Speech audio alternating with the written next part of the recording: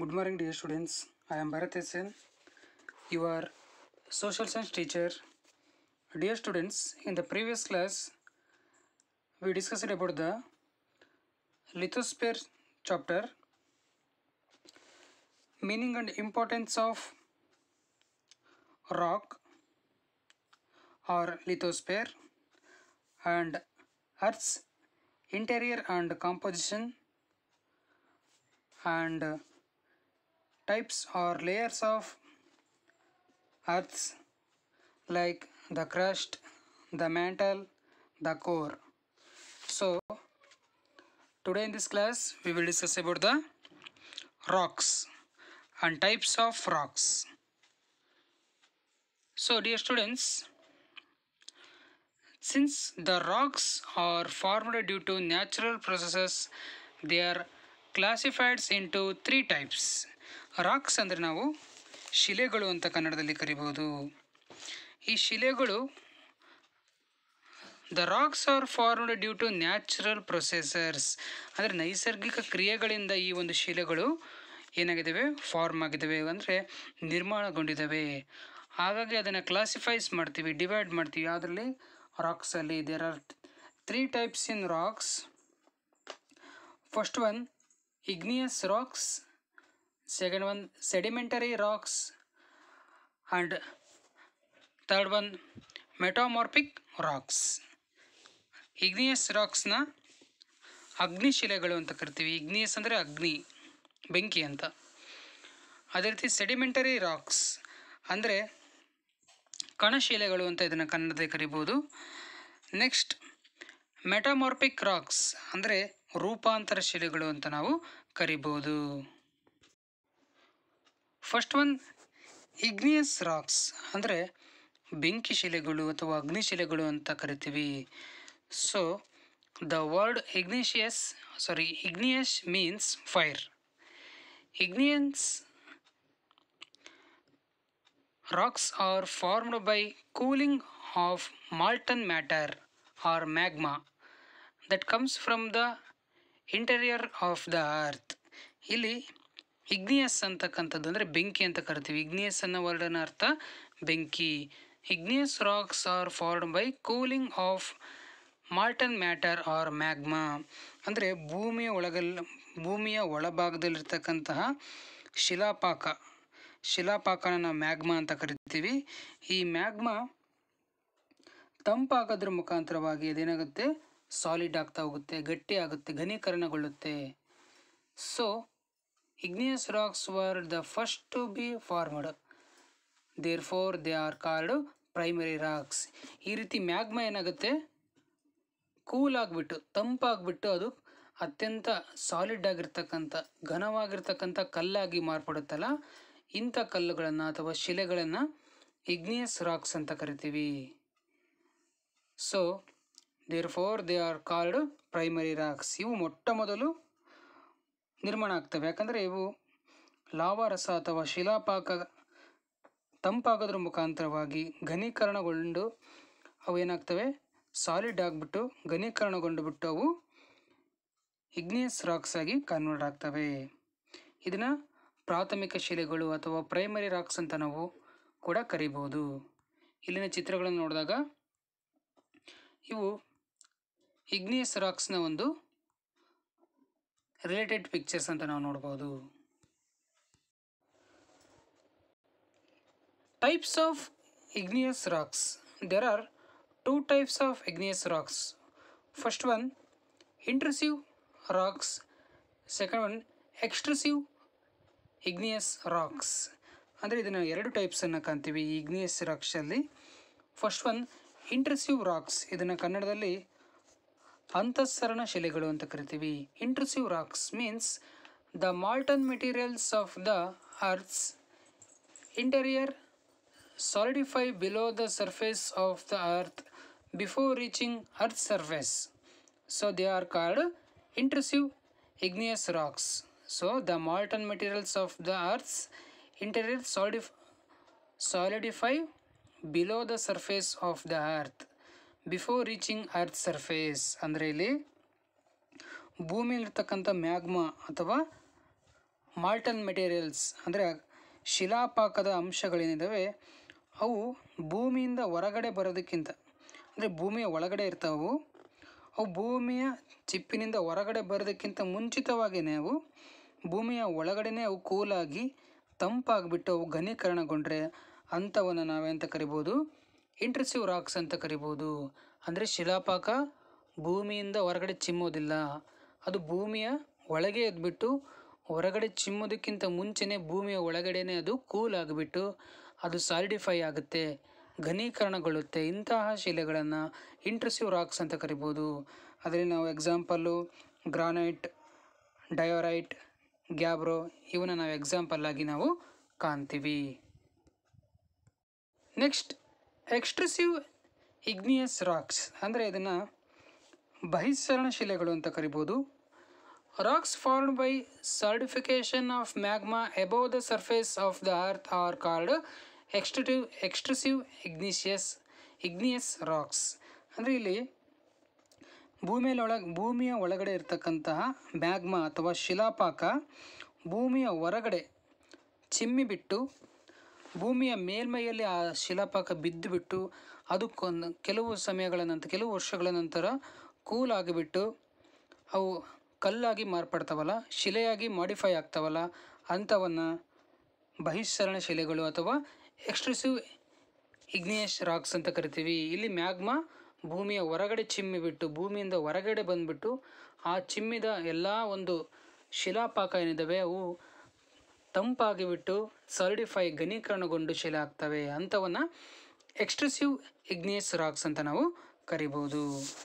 ಅದರಲ್ಲಿ ಬಸಾಲ್ಟ್ ಆಗಿರ್ಬೋದು, ಆ್ಯಂಡೆಸೈಟ್ ಆಗಿರ್ಬೋದು, ಈ ರೀತಿ ಕಲ್ಲುಗಳನ್ನು ನಾವು ಕಾಣ್ತೀವಿ. ನೆಕ್ಸ್ಟ್ ಸೆಡಿಮೆಂಟರಿ ರಾಕ್ಸ್, ಇದನ್ನು ಕನ್ನಡದಲ್ಲಿ ಕಣಶಿಲೆಗಳು, ಸೆಡಿಮೆಂಟರಿ ರಾಕ್ಸ್ ಅಂದರೆ ಚೂರು ಚೂರು ಶಿಲೆಗಳು ಅಥವಾ ಕಣಶಿಲೆಗಳು ಅಂತ ನಾವು ಕರಿಬೋದು. Sedimentary racks are formed by the agency of water, wind and ice. These agents break and erode the igneous rocks, transport and deposit them at certain places. So, sedimentary rocks are formed after the disintegration of igneous rocks. Therefore, they are called secondary rocks. Since the deposit of these materials often occur in the form of layers or strata, these are also called sedimentary rocks. Sedimentary ರಾಕ್ಸ್ನ ಕನ್ನಡದಲ್ಲಿ ಕಣಶಿಲೆಗಳು ಅಂತ ಕರಿಬೋದು. ಇವು ಯಾವುದರಿಂದ form ಆಗಿರ್ತವೆ ಅಂದರೆ water, air and ice. ಇಲ್ಲಿ ನೀರು, ಗಾಳಿ ಮತ್ತು ಮಂಜುಗಡ್ಡೆ ಅಥವಾ ಹಿಮ ನದಿಯಿಂದ ಈ ಒಂದು ಸೆಡಿಮೆಂಟರಿ ರಾಕ್ಸ್ ಏನಾಗ್ತವೆ, ತಯಾರಾಗ್ತವೆ. ಇವು ಹೇಗೆ ತಯಾರಾಗ್ತವೆ ಅಂದರೆ ಈ ಒಂದು ಏಜೆಂಟ್ಸ್ ಅಂತ ಕರಿತೀವಿ. ಅಂದರೆ ಈ ಗಾಳಿ, ನೀರು ಮತ್ತು ಹಿಮನದಿ ಅಥವಾ ಮಂಜಿನ ಶಿಲೆಗಳನ್ನು ತಯಾರು ಮಾಡ್ತಕ್ಕಂಥ ಏಜೆಂಟ್ಗಳು ಅಥವಾ ಕರ್ತೃಗಳು ಅಂತ ಕರಿಬೋದು. ಏನು ಮಾಡ್ತವೆ, ಈ ನದಿಗಳು ಆಗಿರ್ಬೋದು, ನೀರಾಗಿರ್ಬೋದು, ರಭಸವಾಗಿ ಆಲ್ರೆಡಿ ರೆಡಿಯಾಗಿರ್ತಕ್ಕಂತಹ ಕಲ್ಲುಗಳ ಮೇಲೆ ರಭಸವಾಗಿ ಬೀಳೋದ್ರಿಂದ ಆ ಕಲ್ಲುಗಳೇನಾಗ್ತವೆ, ಚೂರಾಗ್ಬೋದು ಅಥವಾ ಅವು ಸವೆದು ಹೋಗ್ಬೋದು, ಒಡೆದು ಹೋಗ್ಬೋದು. ಆ ಒಡೆದೋಗಿರ್ತಕ್ಕಂತಹ ಚೂರುಗಳೇನಾಗ್ತವೆ ಅವು ಪದರ ರೂಪದಲ್ಲಿ, ಲೇಯರ್ ರೂಪಗಳಲ್ಲಿ ರಚನೆ ಆಗ್ತಾ ಹೋಗ್ತವೆ. ಹಾಗೆ ಒಂದು ಪ್ರದೇಶದಿಂದ ಮತ್ತೊಂದು ಪ್ರದೇಶಕ್ಕೆ ಅವು ಸ್ಥಳಾಂತರಗೊಳ್ತಾ ಹೋಗ್ತವೆ. ಹಾಗಾಗಿ ಇವನ್ನು ಸೆಕೆಂಡರಿ ರಾಕ್ಸ್ ಅಂತ ಕೂಡ ಕರಿಬೋದು. ಯಾಕಂದರೆ ಇಲ್ಲಿ ಆಲ್ರೆಡಿ ಕ್ರಿಯೇಟ್ ಆಗಿರ್ತಕ್ಕಂಥ ರಾಕ್ಸ್ ಮೇಲೆ ರಭಸವಾಗಿ ನೀರು ಹರಿಯೋದ್ರಿಂದ ಅವು ತುಂಡು ತುಂಡಾಗಿ ಹೋಗ್ಬೋದು. ಹಾಗಾಗಿ ಅವು ತುಂಡಾಗಿ ಇನ್ನೊಂದು ರೀತಿಯಾಗಿ ರಾಕ್ಸ್ ಆಗಿ ಕನ್ವರ್ಟ್ ಆಗೋದ್ರಿಂದ ಇವನ್ನ ಸೆಕೆಂಡರಿ ರಾಕ್ಸ್ ಅಂತ ಕೂಡ ಕರಿಬೋದು. ಫಾರ್ ಎಕ್ಸಾಂಪಲ್ ಸಮುದ್ರ ಆಗಿರ್ಬೋದು, ಸಾಗರ. ಈ ಸಾಗರದಲ್ಲಿ ಬರ್ತಕ್ಕಂಥ ರಭಸವಾದ ಅಲೆಗಳಿಂದ ಏನಾಗ್ತವೆ, ದಡದಲ್ಲಿರ್ತಕ್ಕಂಥ ಬಂಡೆಗಳು ಚೂರಾಗ್ತವೆ, ಸವಿತವೆ, ಒಡೆದು ಹೋಗ್ತವೆ. ಆ ಚೂರುಗಳು ಕ್ರಮೇಣ ಅವು ಒಂದು ಕಡೆಯಿಂದ ಇನ್ನೊಂದು ಕಡೆಗೆ ಸಾಗ್ತಾ ಕೆಲವೊಂದು ದಡದಲ್ಲಿ ಶೇಖರಣೆ ಆಗ್ಬೋದು, ಇನ್ನು ಕೆಲವೊಂದು ಪ್ಲೇಸ್ಗಳಲ್ಲಿ ಶೇಖರಣೆ ಆಗ್ಬೋದು. ಅಂತಹ ಶಿಲೆಗಳನ್ನು ನಾವೆಂತ ಕರಿಬೋದು, ಸೆಡಿಮೆಂಟರಿ ರಾಕ್ಸ್ ಅಂತ ನಾವು ಕರಿಬೋದು. Next types of sedimentary rocks. There are 2 types in sedimentary rocks. First one, inorganic sedimentary rocks and organic sedimentary rocks. So inorganic sedimentary rocks. So there are two types in inorganic sedimentary rocks. First one mechanically formed, ಅಂದರೆ ಇದರಲ್ಲಿ sedimentary ರಾಕ್ಸಲ್ಲಿ ಎರಡು types ಬರ್ತವೆ. Inorganic ಅಂದರೆ ಅಜೈವಿಕ ಶಿಲೆಗಳು, organic ಅಂದರೆ ಜೈವಿಕ ಶಿಲೆಗಳು ಅಂತ. ಅಜೈವಿಕ ಶಿಲೆಗಳಲ್ಲಿ ಎರಡು ಟೈಪ್ಸ್ ಬರ್ತವೆ ಇನ್ಆರ್ಗ್ಯಾನಿಕ್ಕಲ್ಲಿ. ಫಸ್ಟ್ ಒನ್ ಮೆಕ್ಯಾನಿಕಲಿ ಫಾರ್ಮ್ಡ್, ಅಂದರೆ ಭೌತಿಕ ಕ್ರಿಯೆಗಳಿಂದ ರಚನೆಯಾಗಿರ್ತಕ್ಕಂತಹ ಕಲ್ಲುಗಳು ಅಥವಾ ಶಿಲೆಗಳು. ಅದರಲ್ಲಿ ಸ್ಯಾಂಡ್ ಸ್ಟೋನ್ ಆಗಿರ್ಬೋದು, ಶೇಲ್ ಅಂತಕ್ಕಂತಹ ಕಲ್ಲುಗಳು ಬರ್ತವೆ. ನೆಕ್ಸ್ಟ್ ಕೆಮಿಕಲಿ ಫಾರ್ಮ್ಡ್ ಅಂದರೆ ರಾಸಾಯನಿಕ ಕ್ರಿಯೆಗಳಿಂದ ಆಗಿರ್ತಕ್ಕಂತಹ ಕಲ್ಲುಗಳು. ರಾಕ್ ಸಾಲ್ಟ್ ಅಂದರೆ ಕಲ್ಲುಪ್ಪು ಆಗಿರ್ಬೋದು, ಜಿಪ್ಸಮ್ ಆಗಿರ್ಬೋದು, ಇವಕ್ಕೆ ಉದಾಹರಣೆ ಅಂತ ನಾವು ನೋಡ್ಬೋದು. ನೆಕ್ಸ್ಟ್ ಟೂ ಟೈಪ್ಸ್ ಇನ್ ಆರ್ಗ್ಯಾನಿಕ್ ಸೆಡಿಮೆಂಟರಿ ರಾಕ್ಸ್. ಅದರಲ್ಲಿ ಟೂ ಟೈಪ್ಸನ್ನು ಕಾಣ್ತೀವಿ, ಕ್ಯಾಲ್ಕೇರಿಯಸ್ ಆ್ಯಂಡ್ ಸೆಕೆಂಡ್ ಒನ್ ಕಾರ್ಬೋನಿಯಸ್ ಅಂತಕ್ಕಂಥದ್ದು. ಕ್ಯಾಲ್ಕೇರಿಯಸ್ಸಲ್ಲಿ ಯಾವ್ಯಾವ ಕಲ್ಲುಗಳನ್ನು ನೋಡ್ತೀವಿ, ಲೈಮ್ ಸ್ಟೋನ್ ಆಗಿರ್ಬೋದು. ಅದೇ ರೀತಿ ಕಾರ್ಬೋನಿಯಸ್ಸಲ್ಲಿ ಕೋಲ್ ಆಗಿರ್ಬೋದು, ಕಲ್ಲಿದ್ದಲನ್ನು ಕಾಣ್ತೀವಿ ಇದಕ್ಕೆ ಉದಾಹರಣೆ ಅಂತ ನೋಡಿದಾಗ.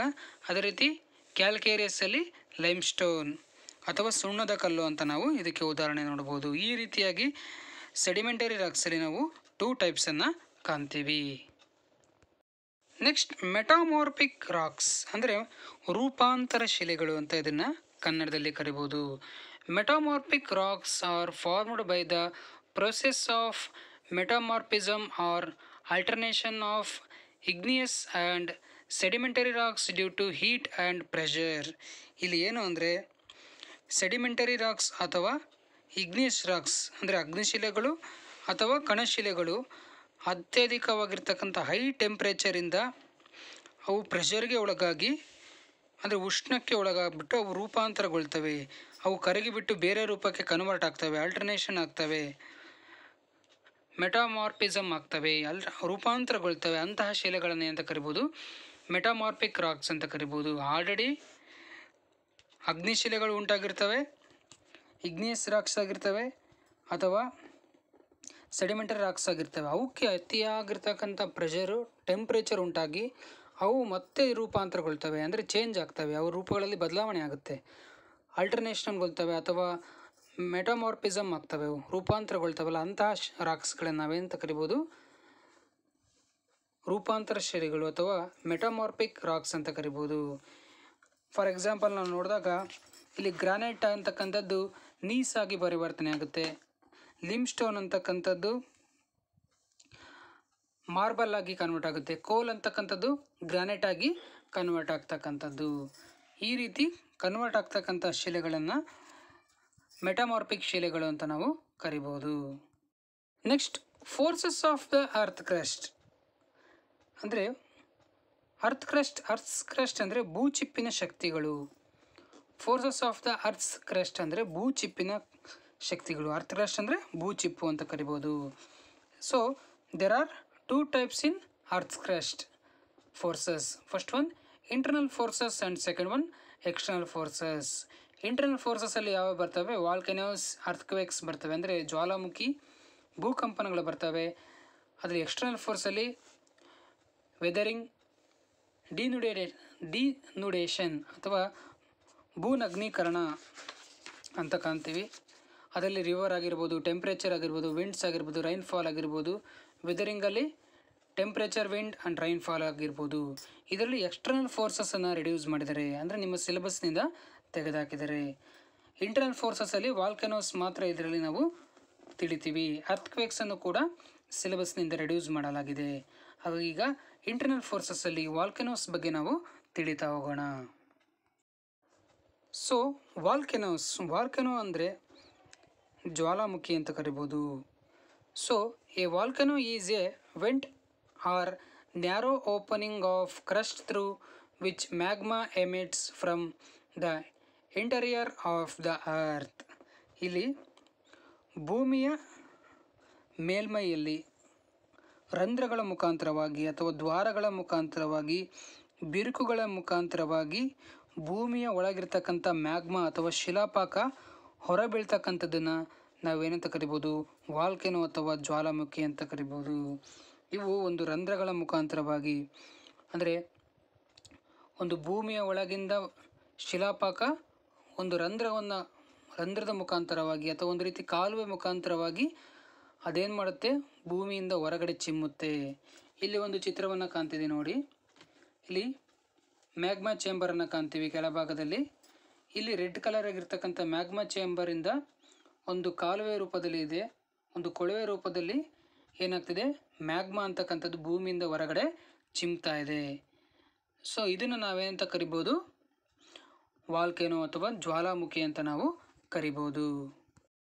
So next types of volcanoes, ಅಂದರೆ ಈ ವಾಲ್ಕೆನೋಸಲ್ಲಿ ಯಾವ ಟೈಪ್ಸನ್ನು ಕಾಣ್ತೀವಿ ಅಂದರೆ, active volcanoes. These volcanoes constantly erupt.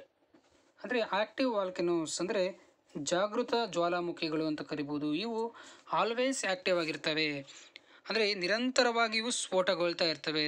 These volcanoes constantly erupt ಅಂದರೆ ನಿರಂತರವಾಗಿ ಇವೇನಾಗ್ತವೆ, ಚಿಮ್ತಾ ಇರ್ತವೆ. ಸೊ ಎಕ್ಸಾಂಪಲ್ ನಾವು ನೋಡಿದಾಗ ಇದರಲ್ಲಿ ಯಾವ್ಯಾವ ಬರ್ತವೆ ಎಕ್ಸಾಂಪಲ್ ಅಂತ ನೋಡಿದಾಗ, ಪಿನಾಟೊಬೊ, ಫಿಲಿಪೈನ್ಸ್ ಐಲ್ಯಾಂಡಿನಲ್ಲಿರ್ತಕ್ಕಂಥ ಪಿನಾಟೊಬೊ ಆಗಿರ್ಬೋದು, ಇಟಲಿಯ ಸ್ಟ್ರಾಂಬೋಲಿ ಆಗಿರ್ಬೋದು. ಇಲ್ಲಿ ಏನಾಗಿರ್ತವೆ, ಇಂತಹ ಆ್ಯಕ್ಟಿವ್ ವಾಲ್ಕೆನೋಸ್ಗಳನ್ನು ನಾವು ಕಾಣ್ತೀವಿ.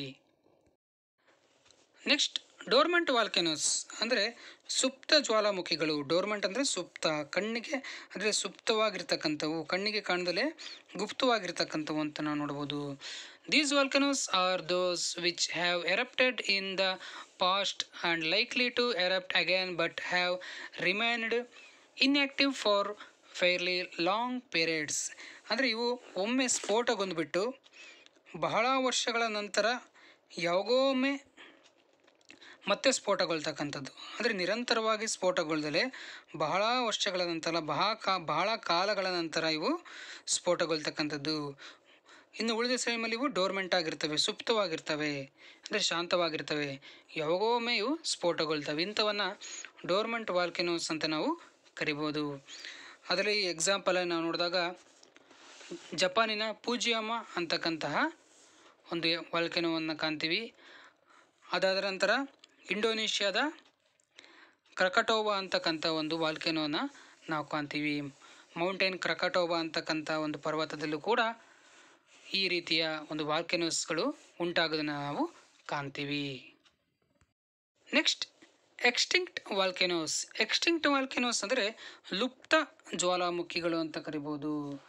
These were active in the ancient periods and not likely to be active once again.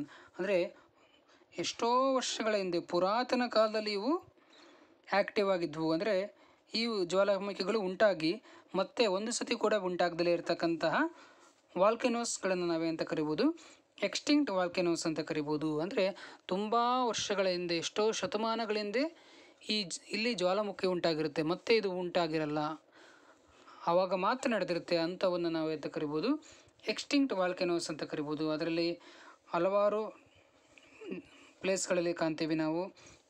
ಅದರಲ್ಲಿ ಅರ್ಜೆಂಟೀನಾದ ಅಕಾಂಕಗುವಾ ಅಂತ ಆಗಿರ್ಬೋದು, ತಾಂಜೇನಿಯಾದ ಗೊರಾಂಗೋರೋ ಅಂತಕ್ಕಂತಹ ಒಂದು ಪರ್ವತದಲ್ಲಿರ್ತಕ್ಕಂಥ ಒಂದು ವಾಲ್ಕೆನೋ ಆಗಿರ್ಬೋದು. ಇಲ್ಲಿ ಕಾಣ್ತಕ್ಕಂಥದ್ದನ್ನು ಚಿತ್ರವನ್ನು ನೋಡಿ. ಇದು ಎಷ್ಟೋ ಶತಮಾನಗಳ ಹಿಂದೆ ಪ್ರಾಚೀನ ಕಾಲದಲ್ಲಿ ಇಲ್ಲೇನಾಗಿತ್ತು, ಜ್ವಾಲಾಮುಖಿ ಹೊರಚಿಮ್ಮಿತ್ತು. ಮತ್ತೆ ಇಲ್ಲಿ ಯಾವುದೇ ರೀತಿಯ ಜ್ವಾಲಾಮುಖಿ ಉಂಟಾಗಿಲ್ಲ. So dear students, these are the meaning and types of volcanoes.